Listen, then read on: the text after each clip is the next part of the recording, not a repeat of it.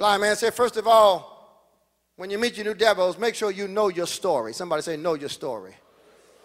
This blind man, this man who had been blind, dealt with his devils because he knew who he was. He knew what had happened in his life. He knew how he woke up and now he could see. This blind man knew his story. We are often intimidated because we haven't read the whole Bible from cover to cover, and we have atheism on the rise. In USA Today recently, there was a half-page guest editorial written by an atheist who argued the case that goodness does not come from God and people with God aren't necessarily good. And we have all of this philosophy and theology around us, all of this Eastern mysticism, yoga and meditation and candles and all of this. And many of us are double dippers. We're hedging our bets with Jesus in the morning and with yoga in the evening. We're chanting on Monday and praying on Tuesday. And we're just dipping and dabbing into everything. Whatever feels good, do it.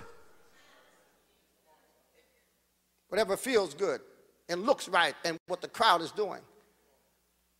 We have philosophies and theologies, and we're surrounded by cynicism and skepticism like this blind man, and criticism. You go to church at First Baptist, you're there with all those people, all they want is your money, and we keep hearing these messages. We keep hearing these skeptics. We keep feeling this criticism, and we begin doubting our own faith. But the blind man said, when the devil shows up, make sure you know your story. Because I don't care how philosophical the media may become, I don't care how theological this discussion will be, we've got to know what God has done for us.